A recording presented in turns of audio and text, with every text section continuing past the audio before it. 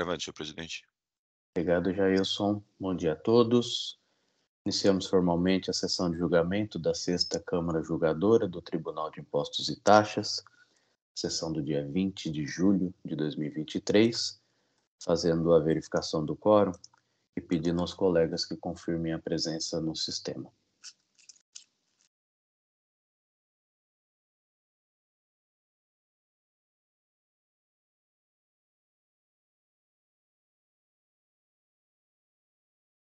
Todos confirmaram presença.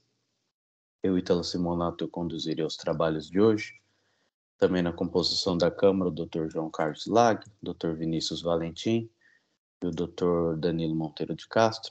De antemão aqui agradecendo a gentileza dos colegas que prestigiam essa Câmara, Dr. Vinícius, que sempre nos auxilia, Dr. Danilo, né, que revejo após longo tempo, ainda que virtualmente. Obrigado aos colegas aí. Também em sessão a doutora Aline de Toledo, pela representação fiscal, além da presença dos patronos que acompanham aqui seus respectivos casos. Informo que essa sessão ela é gravada. Após seu término, ela será disponibilizada no canal do TIT no YouTube. Peço a gentileza de deixar os microfones desligados para evitar ruídos, só acionando quando forem falar. Atendendo aqui a ordem da pauta, deixa eu só conferir, doutor José, bom dia. Doutor Ítalo, eu tô com um probleminha aqui, eu não tô com... O áudio vai e volta. O doutor consegue acionar ele agora?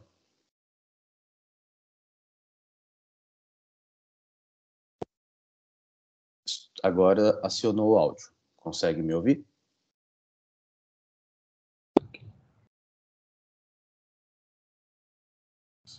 Consegue me ouvir, doutor? Agora eu tô ouvindo, Ítalo. Ah, tá bom, perfeito.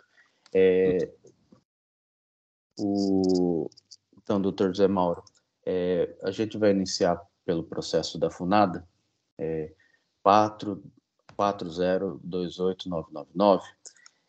Aqui, eu até adianto para o doutor, até por questão de eficiência, que o processo ele não vai ser julgado hoje, tá? Aqui, como o doutor deve se recordar, o doutor João Carlos, o relator, ele encontra-se impedido, né, por ter participado de julgamento desse caso em instância superior. Sim. Entretanto, não podemos solucionar essa questão técnica do apontamento do impedimento no sistema, né? O que agora a gente sabe como proceder. Então, mais uma vez, a gente pautou esse caso para que eu possa retornar ele ao relator atual, né? E via sistema ele possa fazer essa declaração de impedimento. Assim, esse processo ele vai ser redistribuído e novamente pautado agora com nova relatoria, tá? Então, essa pauta de hoje é só por uma questão de sistemática mesmo, para que eu possa devolver ao relator e ele possa fazer esse apontamento. Tudo bem? Tudo bem, perfeito, doutor Ítalo. Doutor João Carlos, é isso, né? Posso devolver para o relator e o doutor consegue declarar o impedimento posteriormente, né? Isso mesmo, obrigado. Obrigado. Doutores, bom, obrigado, doutor Ítalo. Obrigado, doutor Uma boa José sessão Mauro. de julgamento a todos. Bom dia. Obrigado, até breve. Tchau, tchau.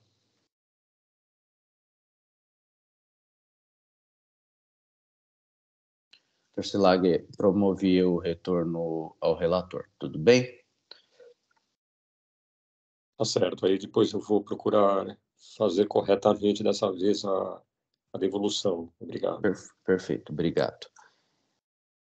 Voltando aqui à ordem regular da pauta, prestigiando o processo com sustentação oral, auto de infração 446.906, Potenza Comércio e Indústria Limitado, relatoria Dr. João Carlos Lag, sustentação oral pelo Dr. Tiago, que nos acompanha aqui.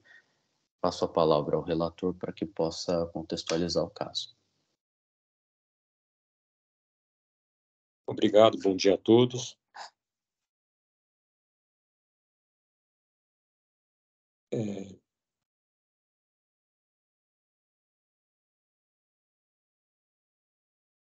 Se trata de um recurso ordinário diante da decisão da primeira instância que julgou o auto de infração procedente. O auto de infração consta de diversas acusações e eu vejo que em recurso ordinário o contribuinte requer a nulidade da decisão recorrida e, alternativamente, a sua reforma com o cancelamento do auto de infração em razão da decadência de todas as acusações. E, se superada a tese da decadência, o contribuinte postula o cancelamento do auto em decorrência dos demais fundamentos expendidos no apelo e, subsidiariamente, pede a relevação ou redução das multas e aplicação da taxa Selic aos juros de mora. É esse o relatório, senhor presidente. Obrigado, doutor João Carlos. Doutor Tiago, a palavra é sua. Bom dia. Obrigado, presidente. Bom dia, presidente, relator, demais membros que compõem a sessão de julgamento. Esse caso se refere a um auto de infração de exigência de diversos itens, né? Basicamente, as principais acusações são a situação de exigência do ICMS em razão de omissão de entradas, né? O argumento de que não houve escrituração de algumas notas fiscais de entradas. E aí, inclusive, além da exigência do imposto, também houve exigência de multas pela não escrituração dessas notas fiscais nos livros de entradas. E uma outra acusação se refere à questão relacionada a crédito extemporâneo. Como são vários pontos, eu tentarei ser o mais breve possível na sustentação oral, porque são vários argumentos a serem trazidos. O primeiro ponto que nós trouxemos no recurso ordinário se refere à questão da decadência, porque são acusações fiscais de 2016, acho que, se não me engano, até novembro de 2016, e que o auto de infração foi lavrado em dezembro de 2021.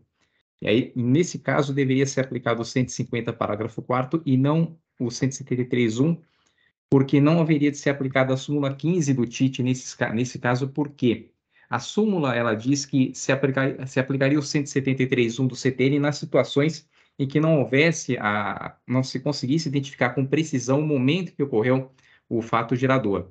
E no caso, o que acontece? Toda a acusação se refere a notas fiscais que não teriam sido escrituradas, relacionadas a diversos meses do ano de 2016. Então, conseguiu-se identificar justamente os períodos de apuração relacionados e, inclusive, os próprios períodos de apuração serviram para se calcular os juros e a multa que seriam aplicados sobre esses valores, né? Então, considerando a questão do lançamento por homologação, que o valor do ICMS foi, inclusive, apurado pela contribuinte e informado tanto na FD do ICMS como também nas próprias GIAs, deveria ser aplicado o prazo de 5 anos a contar dos fatos geradores, razão pela qual haveria a decadência. Quanto à nossa argumentação relacionada à nulidade da decisão de primeira instância, cumpre observar que a matéria trazida no auto de infração e nas defesas era estritamente corroborada por diversa e robusta prova documental. E essa prova documental ela não foi apreciada pela decisão de primeira instância, que apenas reiterou os argumentos que foram trazidos pela representação fiscal e também por parte do auto de infração. Então, como não houve a fundamentação adequada e a análise precisa de todos os pontos trazidos e todos os documentos anexados, nós requeremos, nesse contexto, a nulidade da decisão. Caso não acatada a nulidade, a decisão de primeira instância, eu passo a tratar agora a respeito do mérito da questão. Quanto à primeira acusação fiscal, que se referia à exigência do ICMS em razão da omissão de entradas, nós trouxemos, durante todo o curso do processo, diversos documentos que comprovaram que, apesar de não ter havido escrituração nos livros de entrada, as mercadorias efetivamente ingressaram no estabelecimento. Inclusive, nós apresentamos memoriais onde nós fizemos referência às folhas do processo onde está essa documentação. Nas folhas 3526 a 3772, nós juntamos a relação das notas fiscais levantadas pela acusação fiscal e os respectivos comprovantes de pagamento, porque a contribuinte adquiria mercadorias de fornecedores, né, para fazer a sua respectiva revenda. Então, aqui foram juntados os comprovantes de pagamento. Nós, inclusive, trouxemos esses documentos como anexo 2 dos memoriais. Nós também trouxemos, consequentemente, as páginas do livro diário onde foram registrados esses pagamentos. Essas páginas estão nas folhas 4608 a 4770 do processo, e para fins de facilitar a análise dessa Câmara Julgadora, nós trouxemos novamente esses documentos como anexo 3 dos memoriais. Paralelamente a isso, nós também trouxemos uma planilha contendo a relação das notas, a maneira como essas notas foram pagas, porque muitas notas fiscais eram pagas à vista, algumas outras notas fiscais eram pagas de maneira parcelada. Então, para facilitar, nós também trouxemos uma planilha nas folhas 3773 a 3776, contendo exatamente essa relação e a maneira como elas foram registradas no livro Razão. Então, diante de toda essa documentação, estou demonstrado que a contribuinte, de fato, ela adquiriu essas mercadorias e essas mercadorias foram incorporadas ao estabelecimento empresarial. Trouxemos também algumas fichas de estoque que demonstram o registro dessas mercadorias e a sua posterior saída, inclusive, com a emissão de notas fiscais de saída, que foram registradas também nos livros de saída. Toda essa questão, apenas para esclarecer, né, essa questão do que aconteceu foi porque, na verdade, o escritório de contabilidade que prestava serviços à empresa, por uma falha técnica de software, ele deixou de registrar algumas notas fiscais de entradas. Se os jogadores verificarem os livros de entrada que foram juntados pela própria fiscalização, grande parte das operações mês a mês foram regularmente registradas nos livros de entradas. Apenas algumas notas fiscais, que são essas parte do levantamento, que não foram. Então, uma pequena parcela. Só a título de comparação, nós, inclusive, trouxemos nos memoriais uma tabelinha comparando o valor total das operações que foram registradas das notas de entrada, cujas notas de entrada foram registradas no livro, em comparação com um total que não foi. E esse total que não foi registrado é cerca de 2,5% do total do volume de operações. Então, um valor bem pequeno. Então, considerando todo esse contexto, nós entendemos que restou demonstrada a entrada das mercadorias e que não seria possível a exigência do ICMS nos termos do artigo 509 e 509-A do regulamento. Em relação às multas aplicadas em razão da não escrituração das notas, nós reiteramos os argumentos que acabaram de ser ditos e também o seguinte: em primeiro lugar, o fato de não ter ocorrido a escrituração dessas notas não trouxe prejuízo ao fisco, porque foi possível a realização da atividade fiscalizadora.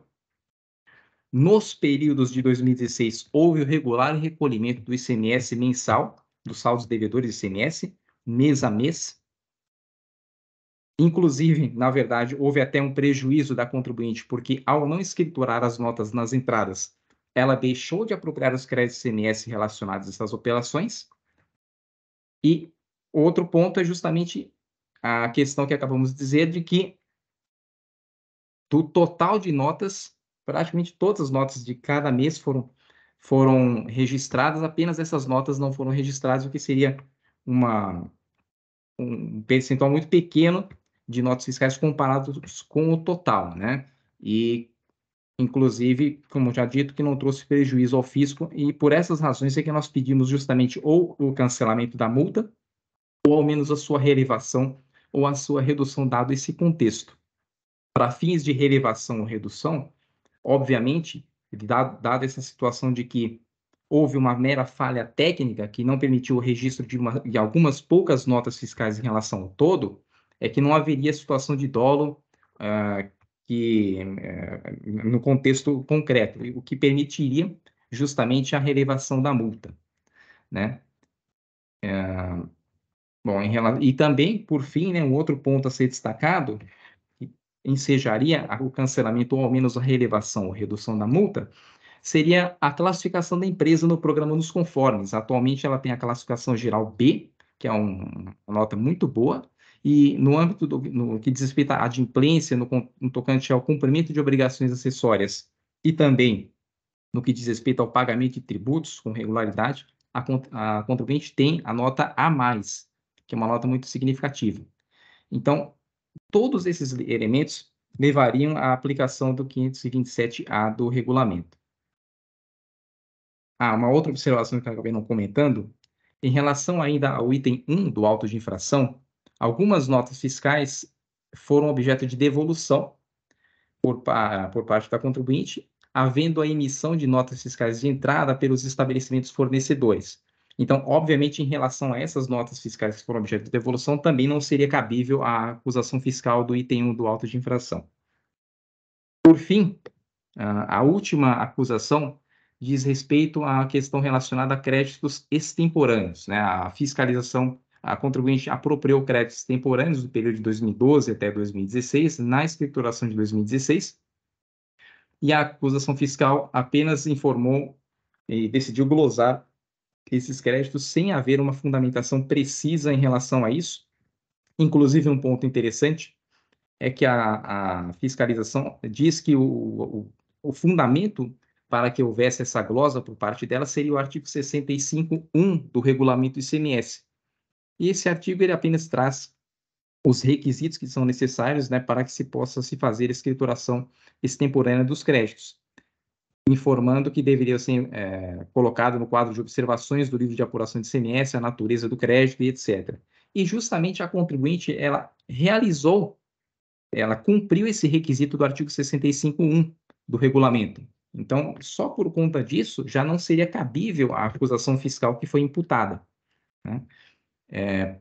Paralelamente a isso, um outro ponto a ser destacado é que esses créditos extemporâneos, eles foram escriturados nos livros da contribuinte em razão de um procedimento de fiscalização anterior, onde foi determinado expressamente pela autoridade fiscal que houvesse o refazimento das guias e dos documentos fiscais da contribuinte. A contribuinte, seguindo essa orientação da Secretaria da Fazenda, realizou esse procedimento, inclusive havendo depois uma confirmação por parte da Secretaria da Fazenda de que as guias estavam corretamente escrituradas, e naquela ocasião, inclusive, foi dado encerramento do procedimento fiscal. Essas informações também constaram do corpo do recurso ordinário e nós trouxemos novamente nos memoriais essas informações com imagens e fotos relacionadas. Então, eu tentei ser o mais breve possível, porque, como viram, é um caso, de certa forma, complexo, né, que são várias acusações, e nós reiteramos aí os termos do recurso ordinário para que seja cancelado integralmente o auto de infração. São essas as considerações. Muito obrigado a todos. Obrigado, doutor Tiago. Retorno a palavra ao doutor João Carlos. Inicialmente, cumprimento o patrono, a sua sustentação foi bem abrangente, abordou os principais pontos envolvidos nos autos e de forma objetiva. E peço desculpas porque eu vejo que eu deveria ter adiantado o teor do meu voto e talvez não teria sido necessária a realização da sustentação oral nesta sessão. Meu voto é curto, assim eu vou passar a sua leitura. Observo que, em sua defesa, a interessada produziu diversas alegações, buscando fundamentar o seu pedido pelo cancelamento das acusações apontadas no auto de infração exordial. Constato, entretanto, que a decisão de primeira instância, em sua fundamentação, relatou as acusações, mencionou os documentos juntados aos autos e apresentou a legislação que suporta as acusações. Deixou, porém, de examinar as questões levantadas pela autuada em sua impugnação, conforme se verifica as folhas tais. Com a devida vênia, a decisão monocrática faz referências ao relatório circunstanciado e à manifestação fiscal, omitindo-se, porém, a atividade judicante. Não foram devidamente apreciadas as alegações trazidas pela autuada em sua defesa, em confronto com as provas acostadas aos autos, tais como, relativamente ao item 1, operações canceladas, devolução de mercadorias, complemento de ICMS-ST e aquisição de material de uso e consumo e ativo imobilizado. Portanto, chego à conclusão de que a decisão recorrida se encontra maculada e passível de nulidade, o que implica o cerceamento do direito de defesa da parte com violação do princípio constitucional do devido processo legal. Nesse sentido, proponho a anulação integral da decisão recorrida com o retorno dos autos à primeira instância para novo julgamento, com o devido exame das razões trazidas pela autuada e do conjunto probatório presente nos autos. É assim que eu voto. Obrigado, doutor João Carlos. Em discussão, aqui eu pergunto, em razão da decisão aqui que anula a decisão recorrida, pergunto à doutora Aline pela representação fiscal. alguma oposição em relação a essa decisão, Aline? Não tem oposição. O Dr. Silag agora fundamentou a razão pela qual ele entende que não houve a completa análise das alegações do contribuinte, então creio que não tenha problemas. Perfeito. Doutor Vinícius, alguma consideração? Não, nenhuma. Vou seguir o relator também. Concordo. Perfeito. Tem que ter uma análise mais profunda do caso. Perfeito. Doutor Danilo? Estou de acordo também com o voto do relator, acompanho. Obrigado. Também vou acompanhar o voto de relatoria. De fato, aqui no item 1, em relação ao levantamento fiscal, foram trazidos diversos argumentos para justificar as razões da diferença encontrada, e a decisão monocrática ela não é muito feliz, ela faz uma espécie de fundamentação per relazione, basicamente se ancorando no que foi trazido pela autoridade fiscal, mas sem sequer citar os argumentos que eram manejados pela recorrente, e de fato isso merece uma maior profundidade. Então também vou acompanhar o voto do relator, razão pela qual aqui eu encerro os debates e faço a verificação do quórum.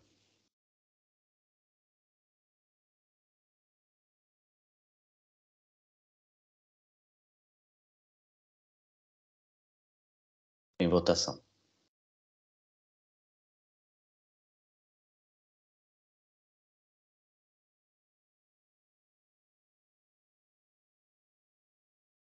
Encerro a votação. Por Tiago, prevaleceu a decisão do relator, que anula a decisão recorrida, retornando aqui o processo para unidade de julgamento e para novo julgamento. Tudo bem? Ok, perfeito. Muito obrigado a Obrigado. todos. Bom dia, bom trabalho. Obrigado. Até. Encerro aqui o julgamento.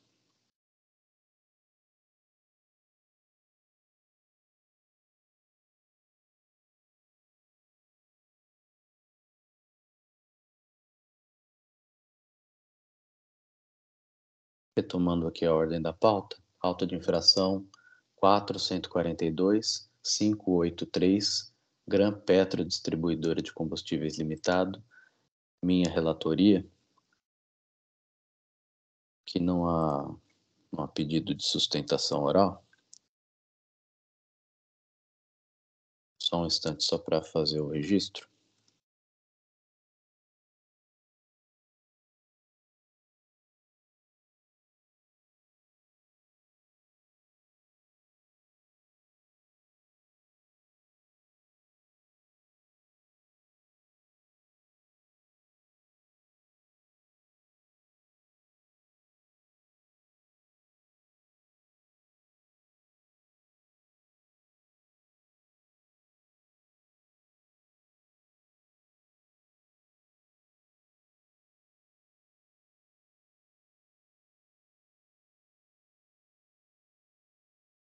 Não havendo sustentação oral, eu vou direto ao voto. Aqui, detalhes que as acusações fiscais dos itens 1.1 e 1.2 referem-se à falta do pagamento do imposto decorrente da importação de gasolina ou querosene de aviação, sendo que no item 1.1 o documento fiscal foi escriturado e não foi realizado o correspondente recolhimento do ICMS por guia de recolhimento especial, e no item 2 o documento fiscal não foi sequer escriturado e, obviamente, não foi realizado o correspondente recolhimento do ICMS por guia de recolhimento especial. Aqui eu destaquei o que cada subitem se refere, porque cada subitem do auto de infração ele se refere a uma DI em específico, tá? Então eu faço aqui o detalhamento de cada uma. Isso é necessário em razão do resultado aqui do julgamento. E a acusação do item 3 refere-se à falta de emissão de notas fiscais de entrada de gasolina de aviação e querosene de aviação importados diretamente do exterior, relacionando-se diretamente com a acusação do item 1.2, são as mesmas DIs. Feitos esses introitos. Vamos aos recursos. Tem aqui um recurso de ofício, e aqui, em decisão pelo julgador de piso, em relação a duas dessas DIs, diz o julgador que está sendo discutido na esfera judicial e, portanto, a exigibilidade do crédito tributário estaria suspensa, conforme processos tais, né, concluindo que tem se configurado a desistência da autuada em discutir em juízo administrativo o cabimento da exação nos termos acima relatados, especificamente em relação às DIs tais, que se referem respectivamente aos subitens 1.2 e 1.3 do DDF, conforme especificado no relatório. A representação fiscal, após confirmação pela PGE, Frises, dispõe que a autuada logrou êxito em demonstrar que no mandado de segurança tal, em relação a DI tal, objeto do item 1.2 do DDF, houve o depósito judicial, conforme se comprova pelas cópias juntadas, concluindo que entendemos como correta a exclusão de multa e juros de mora do subitem 1.2. Ao final, pleiteio não provimento do recurso de ofício.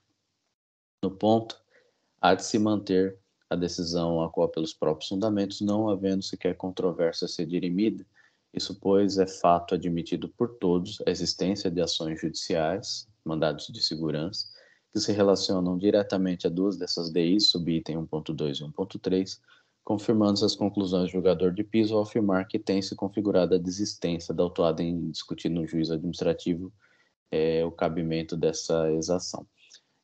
Assim, de todo modo, do mesmo modo que a decisão a qual reconhece a existência da concomitância, no que atina ao item 1.1 e subitem 1.1 e 1.2, nos termos do artigo 30, parágrafo 1º da 13457, implicando na renúncia ao direito de litigar no processo administrativo tributário e desistência do litígio pelo autuado. Ademais, especificamente quanto ao subitem 1.2, confirma-se pela PGE a existência de depósito judicial no valor integral, nos moldes aqui da súmula 14 de 2018 desse TIT, correta a exclusão pela DTJ da multa e juros incidentes sobre esse item. Então, de todo modo, aqui eu estou opinando pelo conhecimento e desprovimento do recurso de ofício. Quanto ao recurso ordinário, preliminarmente, as folhas tais reitera o argumento de que há causa suspensiva da exigibilidade quanto às DIs tais, em razão do ajuizamento de ações mandamentais. Aqui eu digo que nada a se deferir ou pronunciar, visto que tais circunstâncias já foram apreciadas quando o julgamento da defesa e reapreciados aqui no julgamento do recurso de ofício.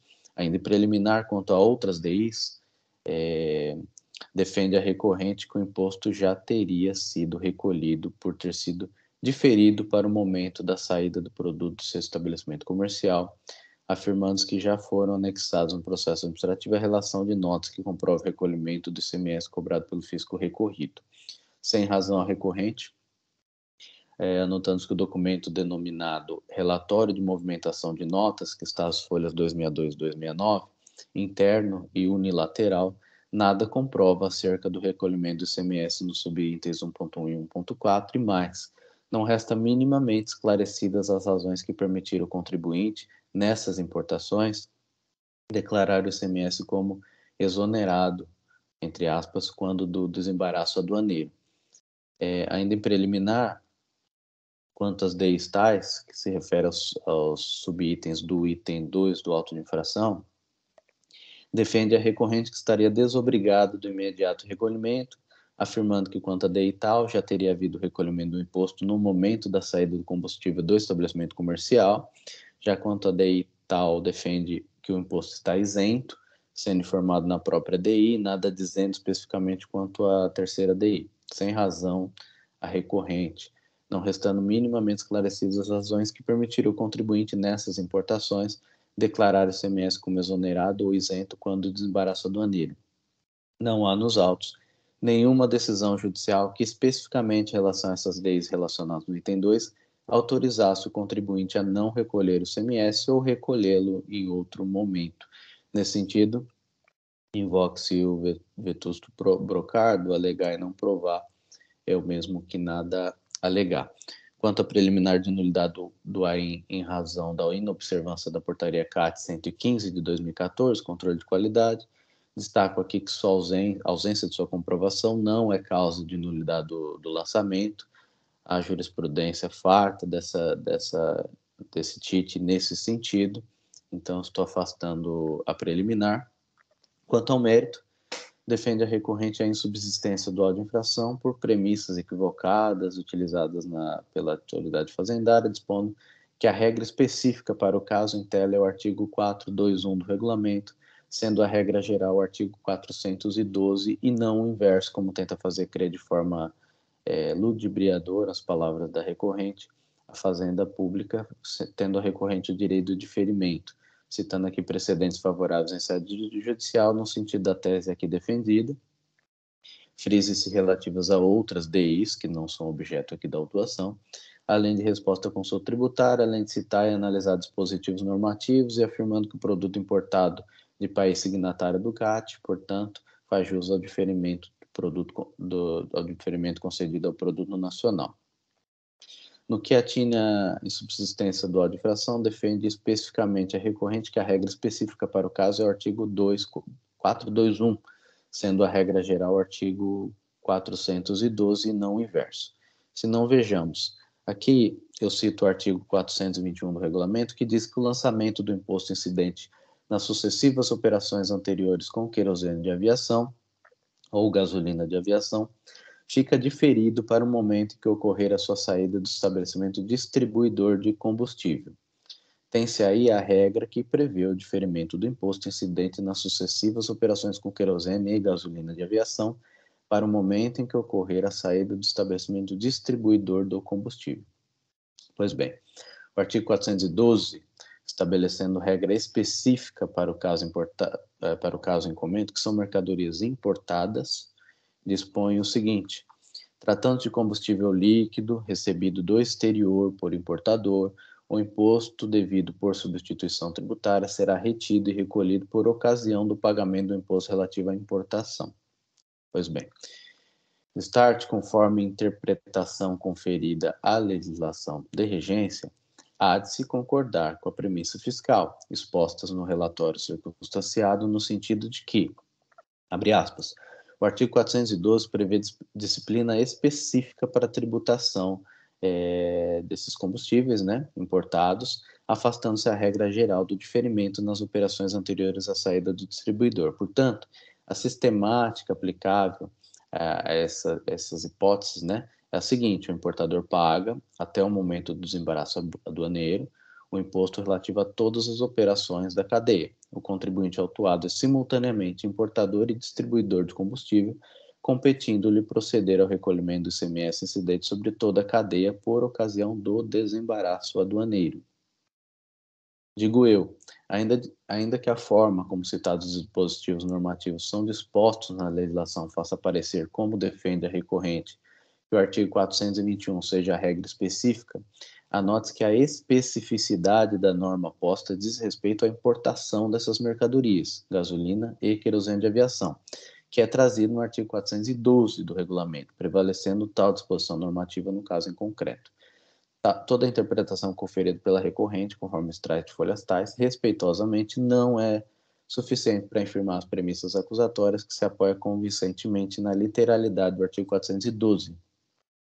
Aliás, a premissa fiscal coaduna com o entendimento prevalecendo na consultoria tributária, que cito resposta à consulta tributária 11757 de 2016. Ainda que a recorrente cite precedentes judiciais favoráveis, aqui relativas a outras DIs, consigne-se que tais decisões não vinculam esse tribunal administrativo, ademais, há contra a recorrente, no mínimo, um precedente judicial que lhe foi desfavorável, a saber, e aqui eu transcrevo a decisão. Do start, estou entendendo como procedentes os itens 1.1 e 1.2.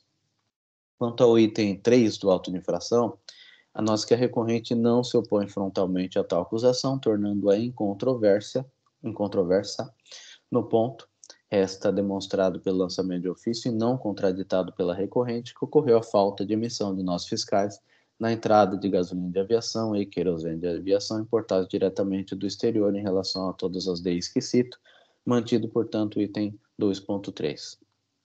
Subsidiariamente, com relação aos juros de mora, acolho o pleito de modo a aplicar a súmula 10 do tribunal, juros pela Selic. Quanto ao argumento de inconstitucionalidade da multa, cito o artigo 28 da 3457 como óbice legal a essa concessão. E quanto ao argumento de indevida atualização dos juros, da atualização da multa punitiva, cito aqui a súmula 13 de 2018 como impeditivo a esse pleito.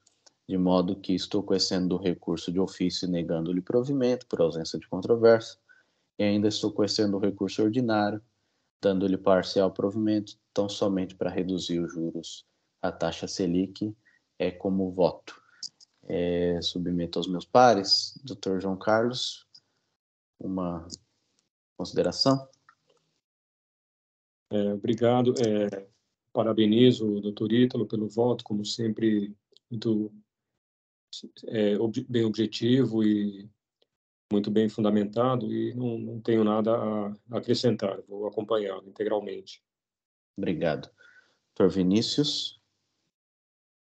Nada a acrescentar, doutor Ítalo. Parabéns pelo voto, eu vou acompanhá-lo também. Obrigado. Dr. Danilo? Eu acompanho também, doutor Ítalo. Muito bom voto.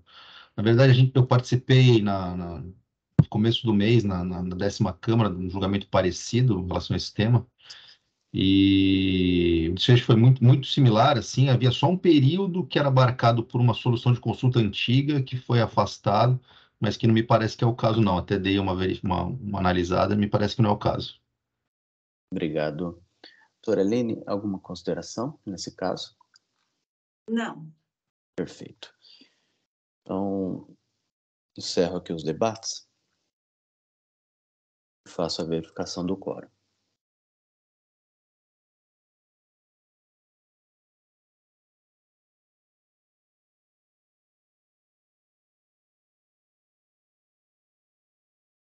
Votação iniciada.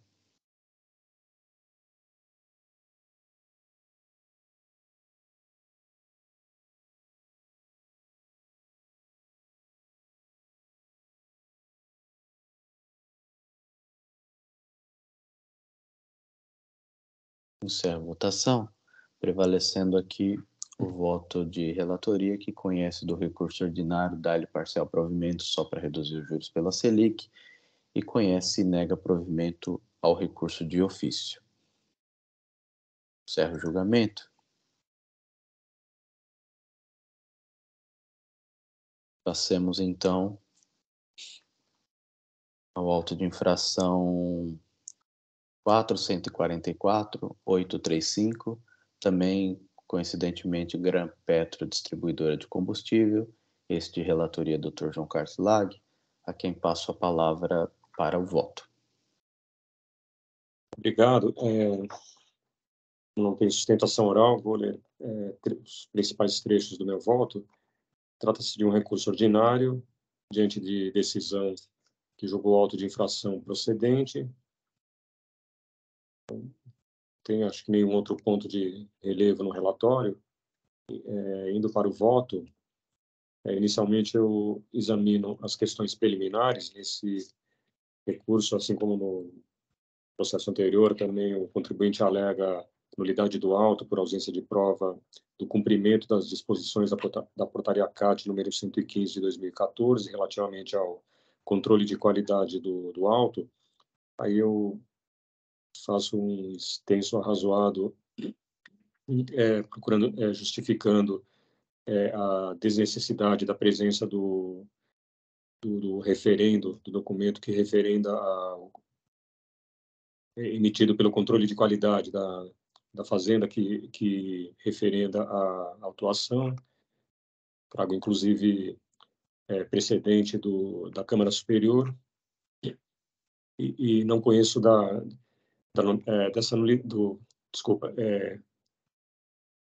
não dou provimento ao recurso com relação a essa alegada nulidade.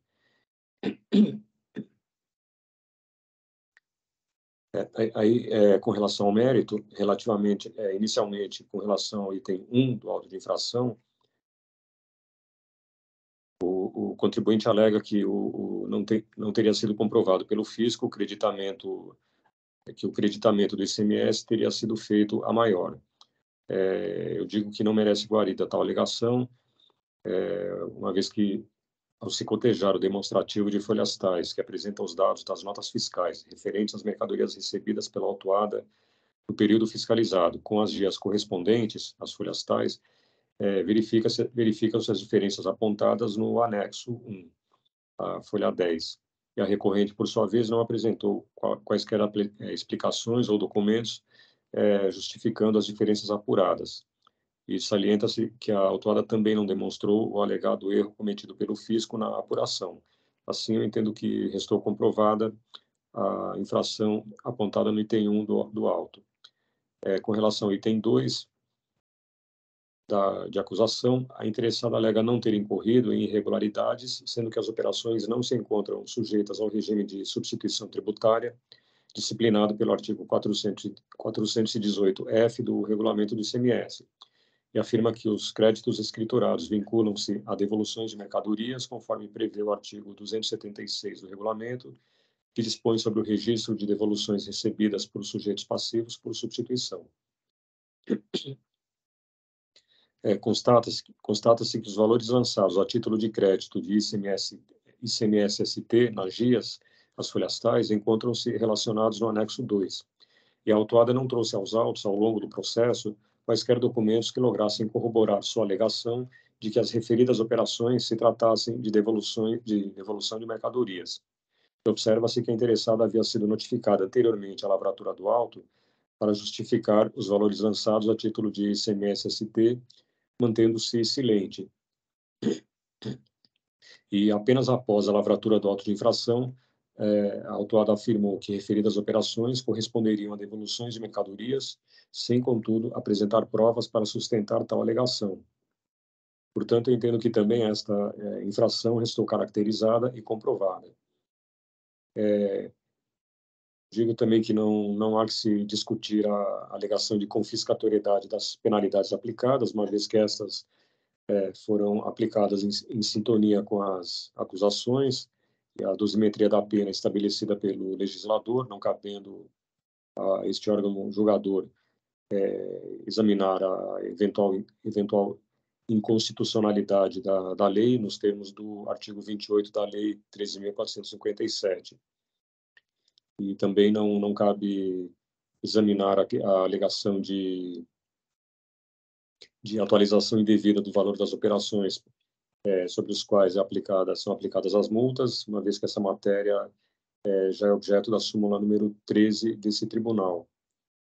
E, finalmente, com relação à alegação de inconstitucionalidade dos juros superiores à taxa Selic, observo que para os fatos geradores ocorridos a partir de 1º de novembro de 2017, como no presente caso, os juros já foram aplicados conforme a taxa Selic.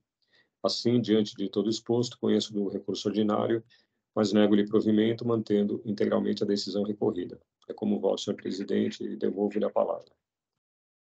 Obrigado, doutor João Carlos. Em debates? Doutor Vinícius, alguma consideração? Não. Sem considerações a fazer. O voto está bem completo, vou acompanhá-lo. Obrigado. Doutor Danilo? Bom, primeiramente, parabéns pelo voto, doutor João Carlos. Eu verifiquei o caso, até as alegações de defesa do contribuinte são bem genéricas, né? Estão fundadas na questão de não cumulatividade e tal, mas sempre nesse plano mais teórico aí do que escorado em provas a justificar de fato uma invalidação aí do auto. Então, acompanho o voto do relator. Obrigado, doutor Danilo. Também cumprimentando o doutor João Carlos, também vou acompanhar. De fato, os argumentos aqui são, grosso modo, mero exercício de retórica, né? A negativa pela negativa.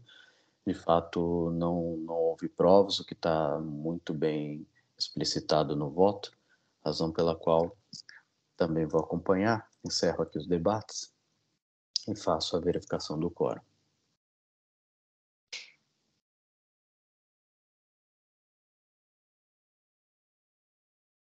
Votação iniciada.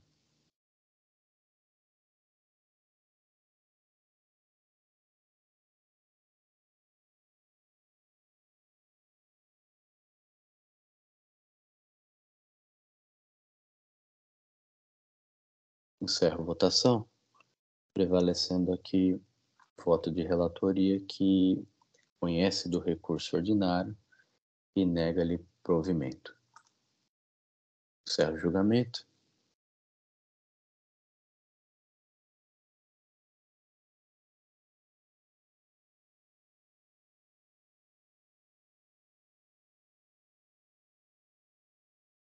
E passo aqui ao último processo da pauta, 447-024, Prados Distribuidora Limitada, relatoria Dr. João Carlos Lag, a quem passo a palavra para a leitura do voto. Não há sustentação oral no caso. Obrigado. Aqui também se trata de um recurso ordinário diante de decisão monocrática que julgou auto de infração procedente. O auto contém diversas acusações, acho que são 8 acusações. Inicialmente, a questão preliminar trazida é de nulidade da decisão recorrida, por não se submeter à lei, à súmula existente a respeito e não reconhecer as provas por ela apresentadas, nem demonstrar o prejuízo sofrido pelo fisco, alegando também que o fisco teria agido com base em presunções. Eu entendo que não procederem tais alegações. As acusações compreendidas no auto encontram-se alicerçadas em amplo acervo probatório, consistente nos demonstrativos de números 1 a 8, em notificação ao contribuinte e na respectiva resposta, nos registros fiscais dos documentos de entradas e de saída de mercadorias, na tabela da escrita fiscal digital e nos ajustes de apuração e outros. E verifico que o auto de infração contém todos os elementos necessários, conforme previstos no artigo 142 do CTN, de forma que não vislumbro a nulidade alegada. E entendo também não proceder à alegação de que o fisco teria se baseado em presunções na lavratura do auto, e de resto não foi comprovado pela autuada essa alegação. De forma contrária, eu vejo que com relação à decisão recorrida, que a decisão recorrida examinou devidamente as provas constantes nos autos também as alegações e apresenta a fundamentação adequada. Assim, eu afasto as nulidades alegadas no recurso. Desculpa, no recurso ordinário. E, indo para o exame do mérito, com relação ao item 1, que trata da falta de pagamento do imposto por não escrituração regular no livro registro de saídas de operações tributadas, eu entendo que, em sentido contrário ao afirmado pela autuada, confrontando-se o demonstrativo 1 com os registros de saídas, as folhas tais, verifica-se que nenhuma das notas fiscais constantes do demonstrativo foi escriturada no livro registro de saídas, portanto, procedente à acusação. O item 2 trata da falta de pagamento do imposto por escrituração no livro registro de saídas, sem o lançamento do ICMS, de notas fiscais de venda relacionadas no demonstrativo 2, relativas às operações tributadas.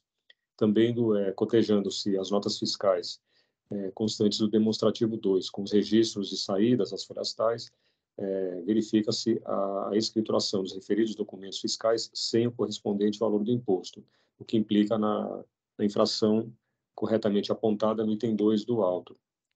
O item 3 trata da falta de pagamento do imposto por ter deixado de escriturar os conhecimentos de transporte eletrônicos relacionados no demonstrativo 3 com o livro registro de entradas, escrita fiscal digital.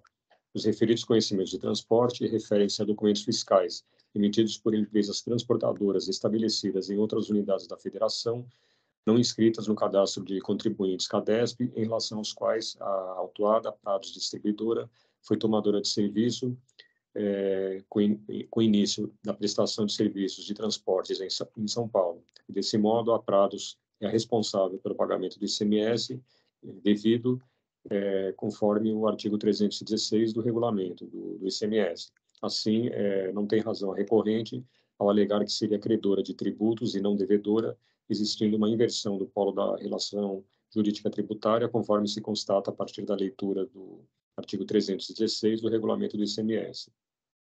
Portanto, resta plenamente caracterizada a infração e a autuada é a responsável pelo pagamento do imposto nos termos do artigo 316 do regulamento do ICMS.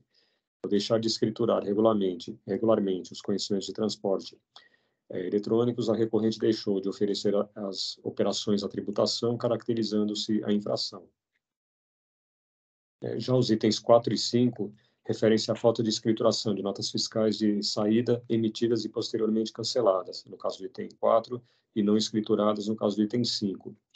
Diversamente do alegado pela recorrente, quanto ao item 4, que não haveria determinação legal obrigando a escrituração de documentos fiscais cancelados, o artigo 39 da Portaria CAT 162 de 2008 dispõe que as notas fiscais emitidas e posteriormente canceladas deverão ser escrituradas no livro registro de entradas ou no livro registro de saídas.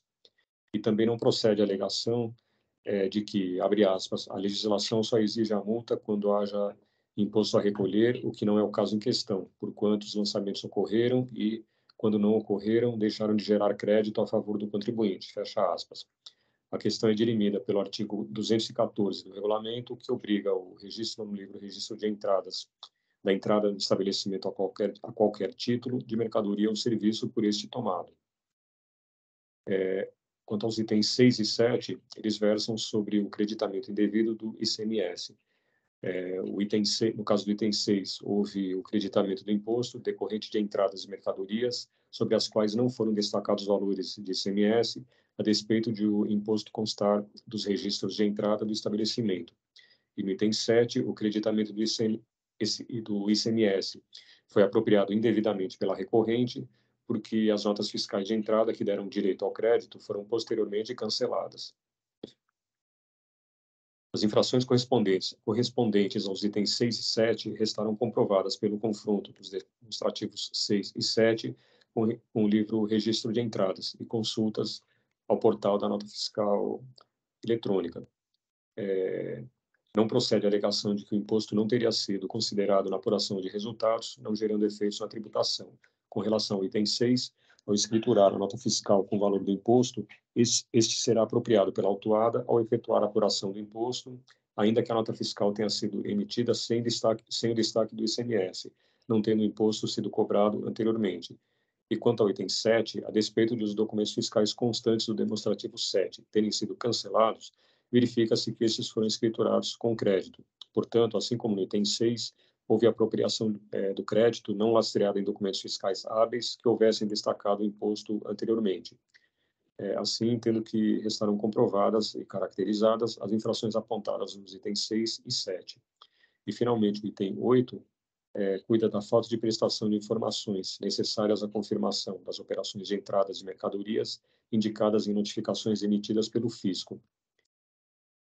As folhas 82 a 86 encontram-se relacionadas em demonstrativo todas as operações relativamente às quais o fisco não recebeu prestação de informação sobre a confirmação das operações, em atendimento às notificações juntadas às folhas 87 e 89. Observo que das 155 operações elencadas, desculpem, nas notificações às folhas tais, a recorrente juntou comprovantes de pagamentos referentes a apenas 11. Entretanto, deixou de vincular os comprovantes de pagamento às operações correspondentes, sendo que parte dos comprovantes sequer possuem o nome do destinatário do pagamento, como, por exemplo, a folha 132. Nesta infração, não cabe à recorrente discutir se a compra foi realizada na modalidade de pagamento antecipado, se há ações judiciais ou se houve boa-fé na realização das operações. A conduta infracional é objetiva, a autuada simplesmente desatendeu o fisco ao deixar de fornecer as informações solicitadas em notificações. Salienta-se que a juntada de documentos extemporânea, ainda que fosse dos documentos solicitados, o que não é o caso, não desconstitui a infração que se consumou com a não entrega das informações solicitadas pelo fisco em notificações. Portanto, também esta infração resta caracterizada.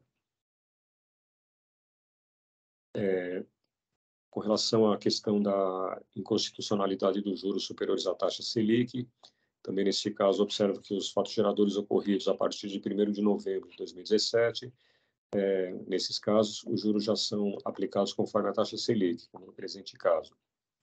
Com relação ao pedido de redução ou relevação da multa, nos termos do artigo 527-A do regulamento, é necessário verificar se o cumprimento dos requisitos dispostos no artigo 527-A, os quais eu apresento no meu voto, e digo que, com base nesses critérios, examino as penalidades combinadas às infrações constantes do auto, e com relação aos itens 1, 2, 3, 6 e 7, eu entendo que o benefício fiscal não pode ser aplicado, uma vez que as infrações implicam falta de pagamento do imposto, e, portanto, infringem um dos requisitos objetivos previstos no caput do artigo 527-A do regulamento. Portanto, inviabiliza a concessão da redução ou relevação da multa.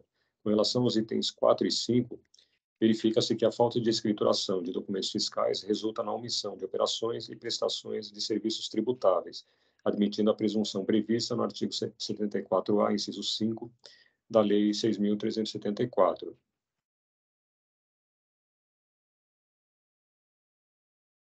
E assim, e ainda ressalta-se que a omissão de operações tributáveis por falta de escrituração de documentos fiscais causa embaraço à fiscalização. E, da mesma forma, a falta de prestação de informações solicitadas pelo fisco por notificação, objeto do item 8 do auto, também implica embaraço à atividade fiscalizatória. Assim, entendo que a concessão de relevação ou redução das penalidades aplicadas aos itens 4, 5 e 8, considerando-se os fatos sobreexaminados, afronta o princípio da isonomia com relação aos demais contribuintes que observam o cumprimento da lei. Diante de todo exposto, conheço do recurso ordinário, mas nego-lhe provimento, mantendo integralmente a decisão recorrida. Como voto, senhor presidente, e devolvo a palavra. Obrigado, Dr. Silag. Voto lido. Em debates, pergunto ao Dr. Vinícius se tem alguma consideração nesse caso. Não tenho nenhuma consideração a fazer. Parabenizo o Dr. João Carlos. Deu uma lida na defesa, muito genérica, muita coisa sem sentido ali. Então, está perfeito o voto, parabéns. Vou acompanhá-lo. Obrigado. Dr. Danilo. Eu também acompanho o voto do Dr. João Carlos, parabenizo pelo voto, muito bem detalhado.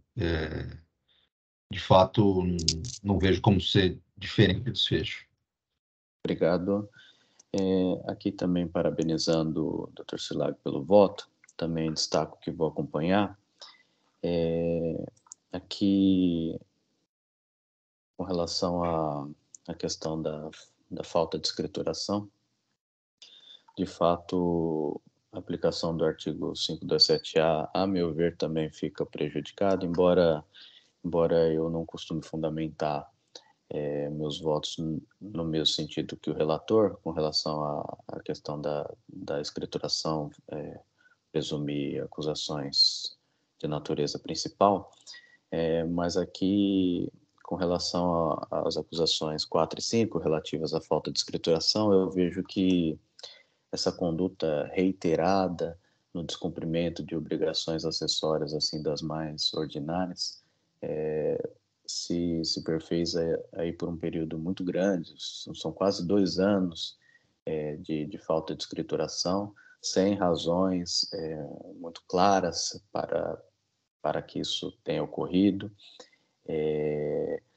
O item 8, ele se refere à não entrega de informações necessárias aí à atividade fiscalizatória, o que se traduz em embaraço à fiscalização, de modo que há aí, claro, prejuízo à fiscalização, também não se aplicando o artigo 527-A do regulamento. Feitas essas considerações, também vou acompanhar o voto, sem ressalvas, razão pela qual eu encerro aqui os debates. e faço a verificação do quórum.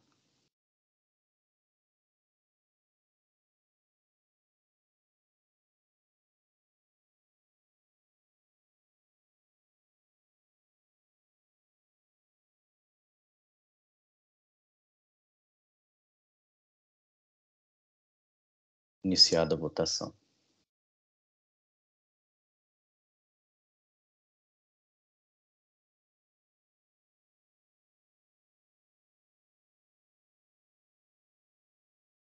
Encerro a votação, prevalecendo aqui o voto de relatoria, que conhece do recurso ordinário e nega-lhe provimento. Encerro o julgamento.